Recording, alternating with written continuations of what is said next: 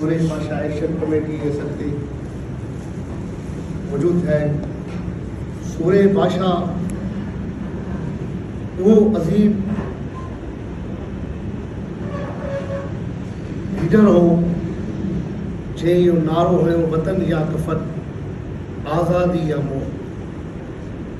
ऐं हुन अंग्रेज़ साम्राज्य जे साम्हूं धरती जी अहमियत ॾिनी, पंहिंजो जान जो नज़रानो ॾिनो, पर हुन हार न मञी। इहो सूरे पाशा ऐं अॼु बि हज़ारे करोड़े दिलुनि में मौजूदु आहे, जेके धरती जे लाइ, जेके वतन जे लाइ सर ॾींदा आहिनि, शहादतूं ॾींदा आहिनि, उहे कॾहिं मरंदा न आहिनि। हुर तहरीक हिकु वॾी तहरीक हुई, उन सां गॾु हारी तहरीक बि हुई, जेका बाबा सिंध हैदर बग जितो ई हलाई। हिकु किरदारु हुआ, GM सैयद जहिड़ा किरदार हुआ, जे धरती खे अहमियत ॾिनी, जे धरती जे लाइ क़ुर्बानियूं ॾिनियूं। हू जेलुनि में विया, हर क़ुर्बानी ॾियण जे लाइ तयारु हुआ, त उहो अॼु ज़िंदा आहे। ऐं अॼु बि उहा ई सिंध धरती ते वालार लॻी पई आहे।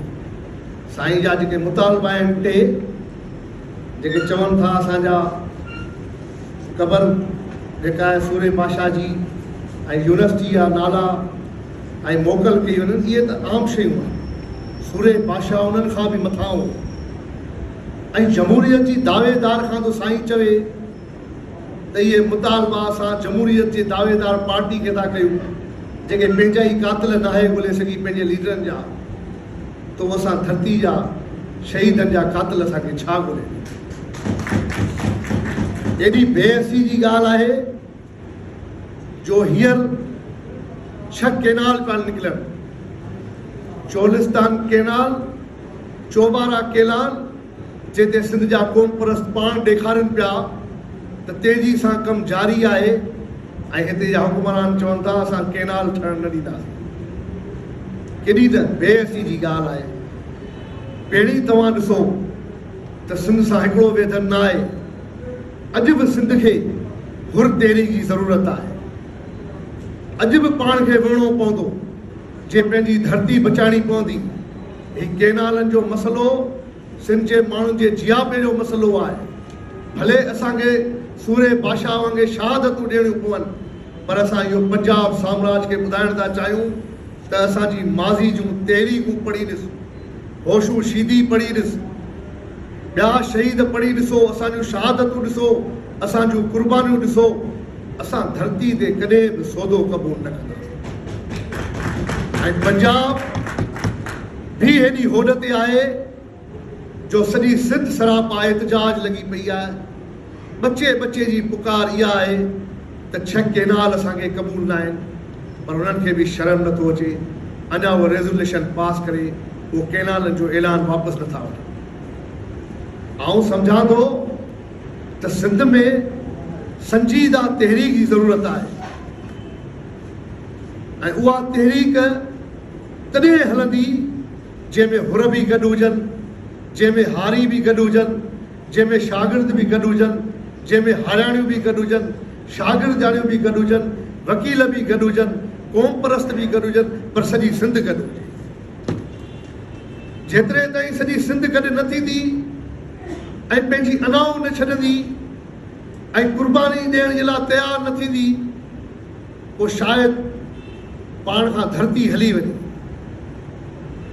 अॼु बि सिंध सूरे पाशा खे यादि पई करे, अॼु बि सिंध बाबा सिंध हैदर बग जतोई खे यादि पई करे, अॼु बि सिंध साईं GM सैयद खे यादि पई करे।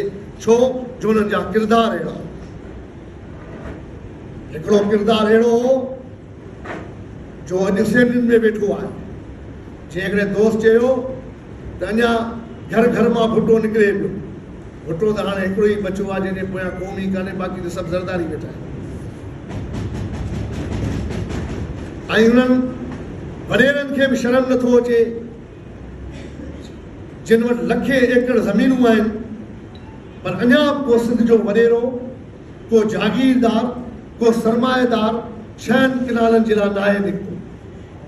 अॼु बि पाण निकिता आहियूं, अॼु बि सूरे भाषा जा सिपाही सिंधू दरिया जी नारा पिया हणनि, अॼु बि बाबा सिंध हैदर जदोई जा फॉलोवर नारा पिया हणनि त असांखे 6 केनाल क़बूल न आहिनि। अचो, अॼु 20 मार्च आहे, अॼु सूरे भाषा जी शहादत जो ॾींहुं आहे, पर अॼु पाण खे धरती जे वचन जो बि ॾींहुं आहे त 6 केनाल बचाइणा आहिनि, सिंध बचाइणी आहे, कारूंझर जबल बचाइणो आहे, ग्रीन पाकिस्तान जे नाले ते सिंध जूं ज़मीनूं धारनि जे हवाले कयूं पयूं वञनि, उहे बचाइणियूं आहिनि। अचो त गॾिजूं ऐं पोइ रोडनि ऐं रस्तनि ते निकिरूं। ऐं हाणे स्ट्रगल घणी थी वई आहे, हाणे पंजाब जा रोड रस्ता ऐं वरी हुर तहरीक जहिड़ी जिदोजहद करणी पवंदी। सिंध हारी कमेटी तव्हांजे हर मुतालबनि खे मञे थी, गॾु आहे, गॾु हूंदी। जी सिंध।